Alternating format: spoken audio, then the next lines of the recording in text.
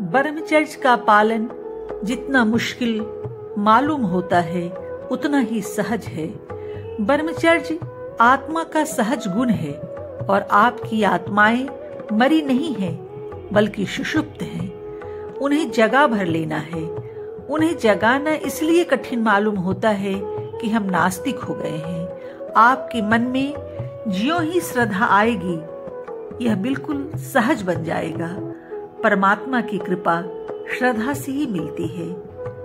तब ब्रह्मचर्य पालन प्रयत्न साध्य एवं कष्ट साध्य नहीं रह जाता, बल्कि उससे शांति और आनंद की प्राप्ति होती है। यह सब कुछ इसलिए कह रहा हूँ कि मुझे इसके आनंद का अनुभव हो चुका है।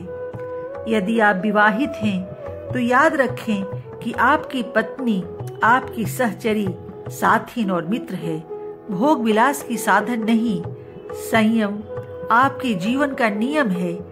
इसलिए सहवास तभी किया जाना चाहिए जब पति और पत्नी दोनों की इच्छा हो, और उसमें भी उन नियमों का ध्यान रखा जाना चाहिए जिनके संबंध में स्पष्ट ही दोनों की एक राय हो। मैं ब्रह्मचर्य और विधवा पुनर्विवाह का एक साथ समर्थन करने में तब तक कोई असंगति नहीं देखता जब तक मैं ये दोनों चीजें एक ही व्यक्ति के संदर्भ में न कहूं। हालांकि मैं चाहूंगा कि सभी नौजवान ब्रह्मचारी हों और रहें, लेकिन मैं ऐसे लोगों के विवाह का समर्थन करने में बल्कि उनका विवाह करवाने में नहीं हिचकता जो आत्म संयम करना असंभव मानते हैं। अवश्य जब मैं बाल विधवाओं के विवाह का समर्थन करता हूँ तो ऐसा मानकर चलता हूँ कि वे वही सुख चाहती हैं जिसकी सभी जीव कामना करते हैं, और केवल कुछ मानव ही